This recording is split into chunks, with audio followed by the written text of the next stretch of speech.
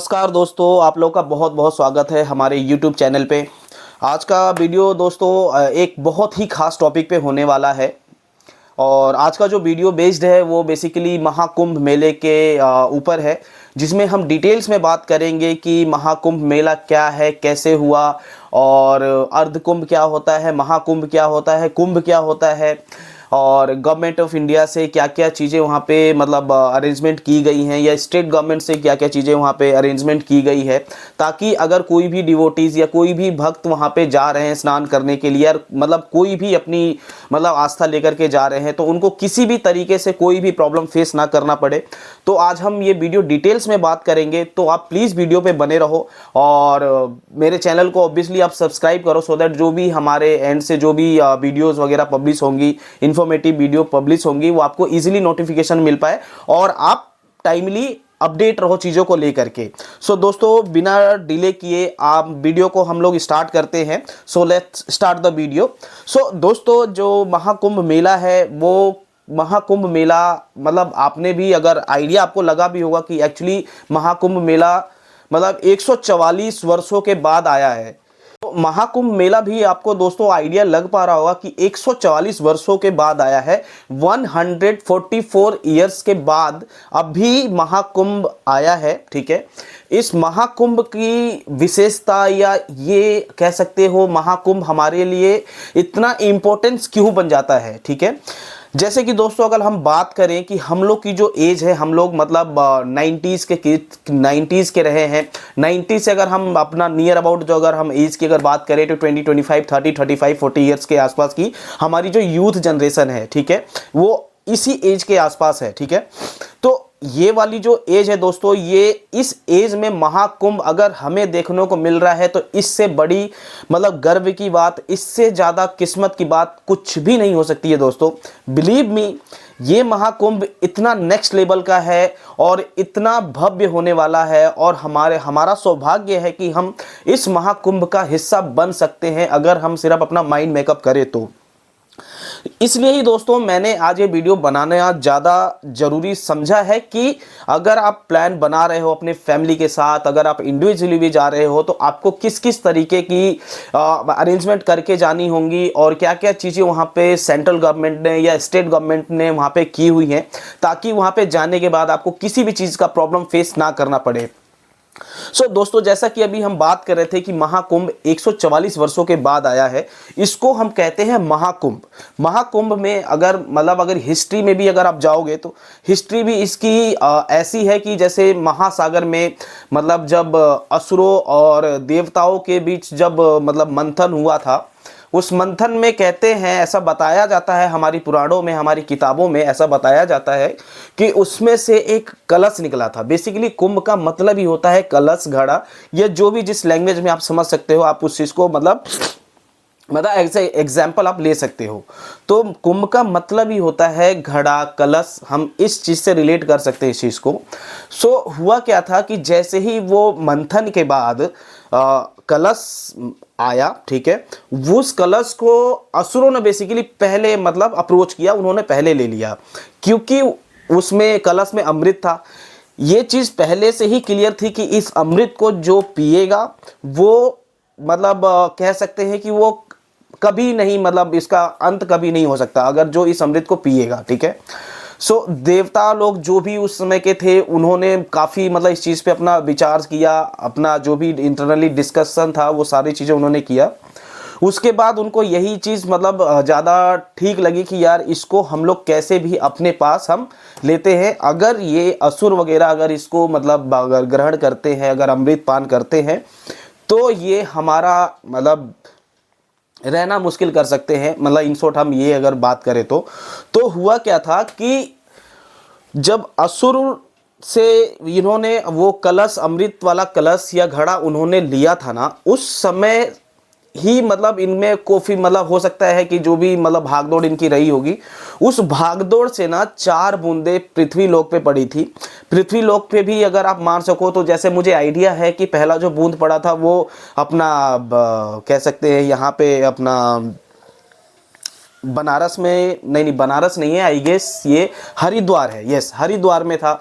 दूसरा बूंद पड़ा था इलाहाबाद में, जिसको हम प्रयागराज के आज के टाइम पे हम जानते हैं, तो संगम में गिरा था वहाँ पे। उसके बाद तीसरा बूंद उज्जैन में गिरा था, और चौथा बूंद मैं आई थिंक मतलब ये स्किप कर रहा हूँ, तो चौथा बूंद वहाँ गिरा था। तो ये चारों ऐसे जो प्राइम लोकेशन थी, वहाँ पे एक मतलब देवताओं ने ये भी मतलब इन्होंने देवताओं ने ये चीज़ बोला कि इन चार जगहों पे जो जो स्नान करेगा, जो मानव यहाँ पे स्नान करेगा, उनको मतलब आप कितना भी पूजा पाठ कर लीजिए, आप कितनी भी ऐसी चीज़ें कर लीजिए जिससे आपको लगता है कि मैं धर्म का काम कर रहा हूँ, बट आपके सिर्फ इन जगहों पे स्नान करने मात्र से आपको कह सकते हो कि मतलब नेक्स्ट लेवल वाली मतलब आप पाप मुक्त हो सकते हो, आपने कितने भी पाप किए हो। हालांकि मतलब मैं मुझे नहीं लगता कि आप पाप करते रहो और मतलब जा करके गंगा नहाते रहो। मतलब एक कहावत भी है कि गंगा स्वयं मतलब गंगा के स्वयं भीष्म मतलब पुत्र थे, मतलब उनका पाप गंगा जब नहीं काट पाई, तो ऑब्वियसली हम लोग इंसान हैं, हमसे ज़्यादा मतलब कह सकते हैं कि हमसे ज़्यादा बेकार या हमसे ज़्यादा आदि मानव या हमसे ज़्यादा मतलब वर्ड्स मतलब ह्यूमैनिटी मतलब अभी तक तो नहीं है। इंसानों ने हर एक चीज़ का एक्सपेरिमेंट किया, इंसानों ने हर एक चीज़ को खाया, आज भी लोग कंज्यूम कर रहे हैं हर एक चीज़ों को, मतलब चाहे वो आप नॉनवेज में ले लो, मतलब ड्रिंक्स में ले लो, हर एक चीज़ में ले लो, तो इंसान एक ऐसी लेवल पे पहुंच चुका है कि उसका उस लेवल से नीचे आना नेक्स्ट टू इम्पॉसिबल, ये चीज़ें पॉसिबल हो ही नहीं सकती। सो दोस्तों, ये चीज़ें थी कि महाकुंभ का एक्चुअली मीनिंग क्या है, ठीक है। तो अगर हम महाकुंभ में, जैसे महाकुंभ जो आया है 144 वर्षों के बाद आया है, ठीक है, इसमें दूसरा होता है कुंभ। कुंभ आता है 12 साल के बाद। कुंभ तो हो सकता है कि हमारी एज जब तक रहेगी, हम काफ़ी टाइम मतलब कह सकते हैं 5 से 7 बार 10 बार तक हम देख सकते हैं, कुंभ हम देख सकते हैं। अर्ध कुंभ की बात करें तो अर्ध कुंभ आता है अपना 6 ईयर्स के बाद। अर्ध कुंभ में बेसिकली फॉर्मेलिटीज़ होती हैं, मान्यता सारी वही है कि कुंभ जिसने नहा लिया, अगर हमसे जो पीछे वाले जो हमारी जनरेशन थी, जो हमारे जो बुजुर्ग हैं, अगर उनसे आप आइडिया लोगे तो आपको वो चीज़ बताएंगे कि आपने जो भी चीज़ें की है, अगर आप एक बार कुंभ नहा लेते हो तो आपको मतलब मोक्ष की प्राप्ति होती है, आप मुक्त हो सकते हैं या होते हैं। तो ये चीज़ें अगर दोस्तों, अगर मतलब मैं जस्ट फॉर आइडिया, अगर 100 मुँह से भी आपने सुना हो तो शायद कोई एक ऐसा भी बंदा होगा जो इस चीज़ को कहीं ना कहीं रिलेट किया होगा, समझा होगा, एक्सपेरिमेंट हुई होगी, तभी ये चीज़ें मार्केट में सर्कुलेट हुई हैं और आज तक हमारे सुनने में आता है कि हाँ ये चीज़ें प्रैक्टिकल हैं। मे बी शायद ये चीज़ पॉसिबिलिटी है कि अगर हम महाकुंभ नहाते हैं तो हमारे सारे पाप कट जाते हैं। तो मैं इस चीज़ पे बिलीव करता हूँ, बिकॉज अगर कह सकते हो कि नेगेटिविटी है तो पॉजिटिविटी 100% है। तो मेरा तो बिलीफ सिस्टम है इस चीज़ को लेकर के, एंड ऑल्दो मैंने भी प्लान बनाया है। दोस्तों, मैं आपको बता भी देता हूं कि जो भी मतलब कन्फ्यूजन है मतलब स्नान को लेकर के, स्नान कौन कौन से मंथ में और कौन कौन से दिन पे हो रहे हैं, तो ये आपको जानना बहुत ज़्यादा ज़रूरी होता है अगर आप प्लान बना रहे हैं जाने के लिए। या हो सकता है आपके फैमिली सर्कल में कोई जा रहा हो या आपका कोई नॉन टू हो जो जा रहा हो, तो आप उसको एटलीस्ट बता पाओ कि आप स्नान करने जा तो रहे हैं, लेकिन कौन से डेट का स्नान आपने प्लान किया है, वो एक्चुअली वो डेट उसमें मेंशन है या नहीं है, ठीक है। तो मैं आपको कुछ 6 डेट्स हैं जो स्टेट ने या जो भी हमारे कह सकते हो पुराणों से जो हमें पता चला है कि 6 डेट्स इन्होंने अनाउंस की है। जैसे एक 13 जनवरी का था, 13 जनवरी को मतलब स्नान हुआ है। फिर 14 जनवरी को मकर संक्रांति वाला स्नान हुआ है। 29 जैन को अपना मौनी अमावस्या का स्नान होने वाला है। फिर नेक्स्ट मंथ में फरवरी की हम बात कर रहे हैं, फरवरी में 3 तारीख को अपना वसंत पंचमी, जिस दिन सरस्वती पूजा होगा, उस दिन एक स्नान होना है। फिर फरवरी में ही सेम मंथ में 12 तारीख को माघी पूर्णिमा करके एक स्नान है, वो होने वाला है। और लास्ट वाला जो स्नान है उस दिन शिवरात्रि है, 26 फरवरी का, उस दिन लास्ट स्नान है महाशिवरात्रि के नाम से। तो ये टोटल 6 स्नान महाकुंभ जो 45 दिन का होने वाला है। इस स्नान का भी जो 13 तारीख से आगाज़ हुआ है और इसका जो क्लोजिंग डेट है या जो मेला क्लोज होगा वो कह सकते हैं 26 फरवरी को ही होगा। तो जो लास्ट स्नान है वो अपना 26 तारीख को ही है। तो अगर आप प्लान बना रहे हैं जाने के लिए तो कोशिश करो। वैसे देखो, अगर 13 जनवरी से स्टार्ट हुआ है तो ऐसा नहीं है कि वहाँ पे इन जो डेट्स के अलावा जो डेट्स रह गई हैं वहाँ पे स्नान नहीं होंगे, जरूर होंगे। और वही आपको मतलब उतना ही वैल्यूएबल टाइम पीरियड वो भी है जो ये है, क्योंकि कहते हैं कि जब महासागर का जो मंथन हुआ था, जो असुरों और देवताओं के बीच में जो फाइट हुई थी, जो भागदौड़ हुई थी और कलश को लेकर के, अमृत कलश को लेकर के, तो कुछ बूंदें जो पड़ी थी यहाँ पे, तो ये प्रयागराज में, इलाहाबाद में भी पड़ा था एक बूंद। तो मान्यता वहाँ भी यही है। ये तो सिर्फ मतलब कह सकते हैं गवर्नमेंट ऑफ इंडिया ने या स्टेट गवर्नमेंट ने या जो भी हो सकते हैं हमारे बाबाज वगैरह होंगे, उन्होंने एक डेट डिसाइड करी है कि इस डेट पे ये वाले फेस्टिवल आने वाले हैं और हम इस डेट पे स्नान करते हैं। हम इसको एक क्राइटेरिया देते हैं कि एक 26 तारीख को स्नान कर लेंगे, एक 3 तारीख को कर लेंगे, एक 12 तारीख को कर लेंगे, फिर जनवरी में 13 तारीख को कर लेंगे, 14 को कर लेंगे, और फिर अपना एक मौनी अमावस्या वाला है वो हम 29 तारीख को। 29 तारीख वाला इंपॉर्टेंस जरूर है, क्योंकि इसे कहते हैं अमृत स्नान। अमृत स्नान अगर कोशिश करना, अगर आप कुंभ का प्लान बना रहे हैं जाने का, तो कोशिश करना कि आप 29 तारीख वाला करो, क्योंकि ऐसी गाइडलाइंस हैं कि 29 जनवरी वाला जो स्नान होने वाला है उसमें कम से कम 6 करोड़ के आसपास की गैदरिंग होने वाली है at the same place. 6 crore लोग वहाँ पे अवेलेबल होंगे। और कोशिश करना, अगर आप ट्रेन वगैरह से अगर जा रहे हो तो ट्रेन पे पहले आप मतलब जो भी टोल फ्री नंबर या जो भी उनका कॉन्टैक्ट नंबर है, आई गेस 139 है, एक बार आप ज़रूर कॉन्टैक्ट कर लेना। कि पॉसिबिलिटी ये भी है कि मेरे जो सुनने में आया है कि सारे प्लेटफॉर्म्स वगैरह या स्टेशन इस दिन क्लोज रहेंगे। मे बी हो सकता है कि अगर स्टेट गवर्नमेंट ने डिसीजन लिया है तो एक सेफ्टी रीजन भी उसमें से हो सकता है। तो आई एम नॉट डिनाइंग कि मतलब ये चीज़ पॉसिबल नहीं है, बिल्कुल हो सकता है।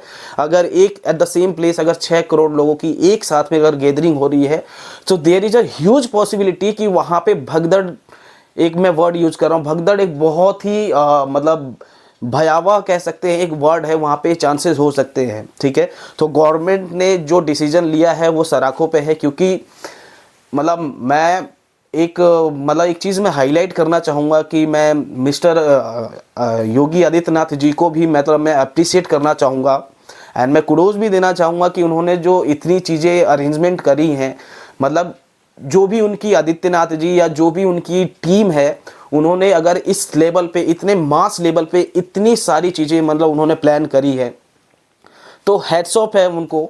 मतलब उनका वर्किंग स्टाइल, मुझे नहीं लगता कि ये जो वर्किंग स्टाइल है मिस्टर आदित्यनाथ योगी का, वो किसी और लीडर या किसी और सीएम या किसी और मतलब एज अ इंडिविजुअल किसी नेता में आपने देखा होगा। मुझे मतलब एज अ ह्यूमन बीइंग भी बहुत मतलब डिसेंट नेता हम कह सकते हैं मुझे लगते हैं।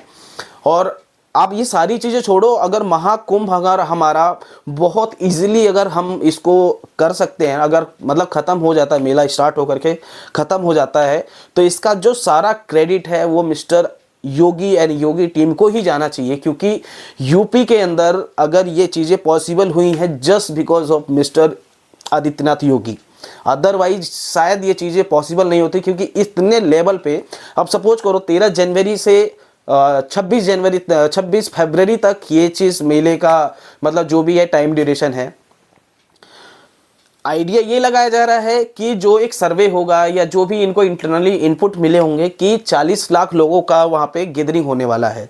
40 करोड़, मिस्टेकली मैंने 40 लाख बोल दिया, 40 करोड़ लोगों की एक जगह पे गैदरिंग होने वाली है। अब आप समझ सकते हैं कि 40 करोड़ तो सिर्फ इनको एक सर्वे से जो रिपोर्ट मिली है 40 करोड़ का आइडिया लगा है।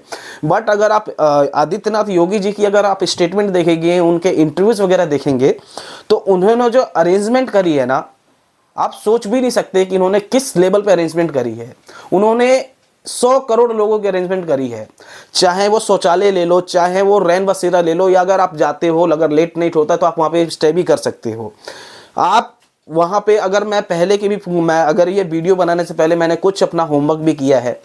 मैंने देखा था कि अभी लास्ट टाइम ना जो घाट बने थे वो पहले 4 थे, अभी 9 घाट है। तो इजीली वहाँ पे अगर आप मान के चलो लाखों की मतलब लाख लोग अगर एक बार में स्नान करते हैं, तो आप ये समझ सकते हो कि मल्टीपल टाइम अगर लाख लोग स्नान करते हैं तो 40 करोड़ लोग आप इजीली, 6 करोड़ लोग इजीली 29 तारीख को स्नान कर सकते हैं। There is not a big मतलब ज़्यादा कोई ऐसा प्रॉब्लम आएगा नहीं। ठीक है, बट अगर आप ये समझो कि महाकुंभ या कुंभ जो 12 साल पहले होके गया है, उसकी व्यवस्था में और आज की व्यवस्था में there is a huge difference between 12 साल पहले का कुंभ और अभी का महाकुंभ। महाकुंभ में वाकई में जो चीज़ें इन्होंने करी हैं वो महा लेवल की ही करी हैं।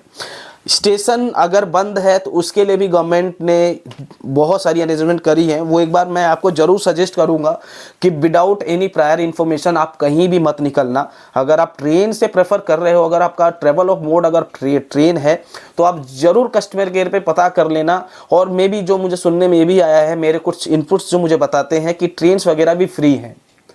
ट्रेन मिस्टर आदित्यनाथ योगी ने फ्री कर रखी हैं।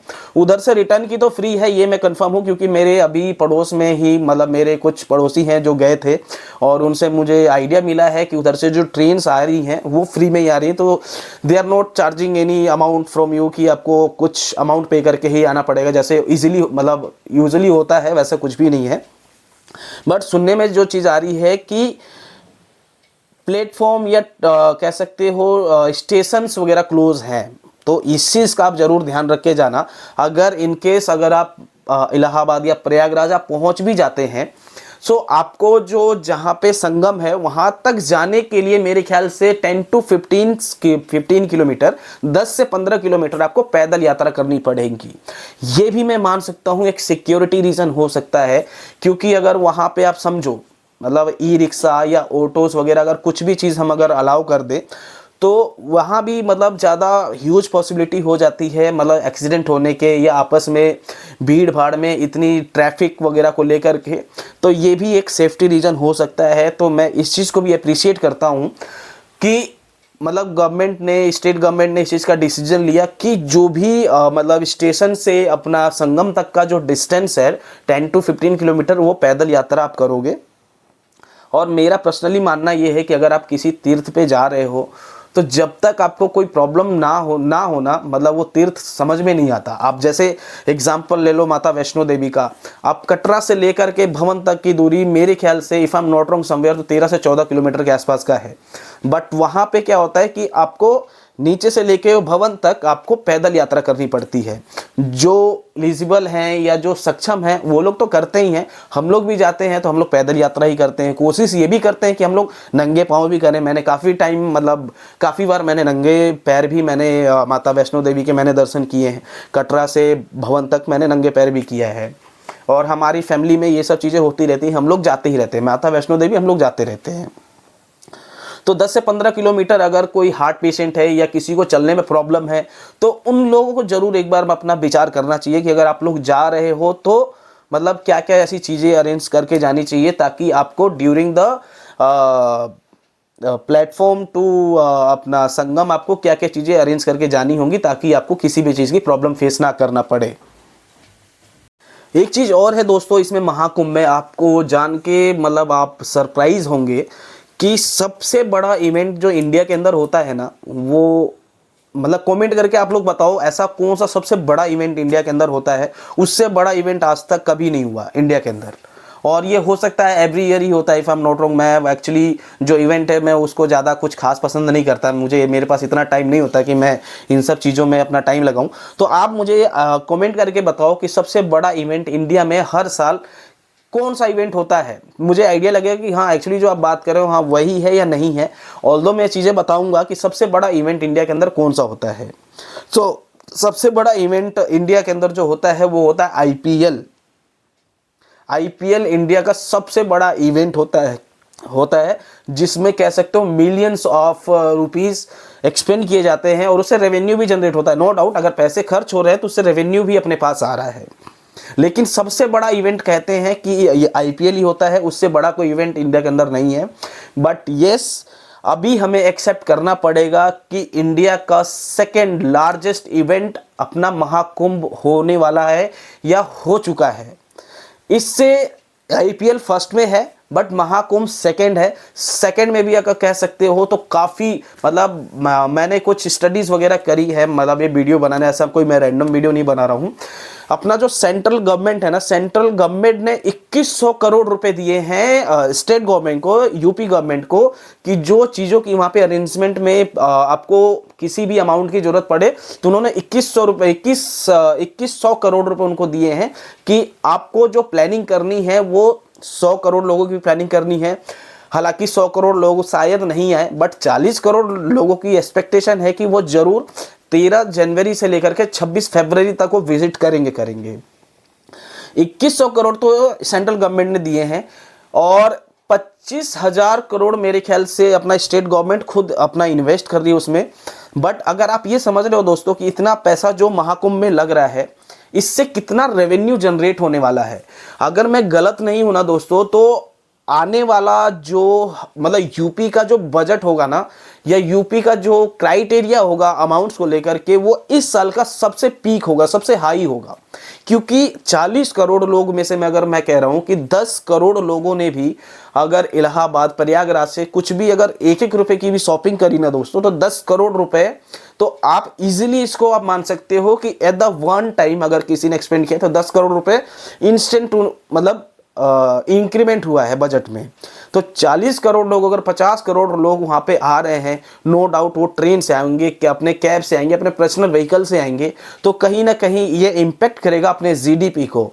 तो ऐसा नहीं है कि महाकुंभ में सिर्फ पैसे खर्चे हैं, महाकुंभ से रेवेन्यू भी जनरेट होगा। आप मुझे कमेंट करके दोस्तों ज़रूर बताना कि आपको ये वीडियो कैसी लगी। अपने जो भी फ्रेंड सर्कल में हैं आपने ये वीडियो उनको शेयर करनी है, ताकि अगर वो प्लान अपनी फैमिली एज अ इंडिविजुअल भी अगर प्लान बना रहे हैं तो किन किन चीज़ों का उनको ध्यान रखना चाहिए महाकुंभ में जाते टाइम।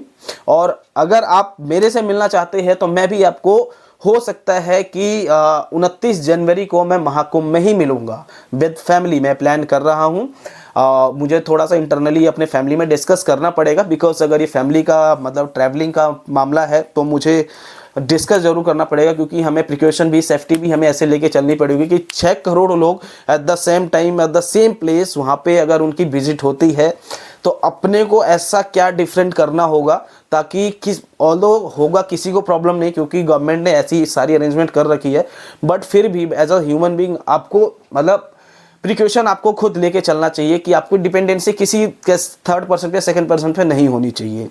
तो मैं, हो सकता है मैं 29 जनवरी को मैं वहीं पे ही मिलूँगा।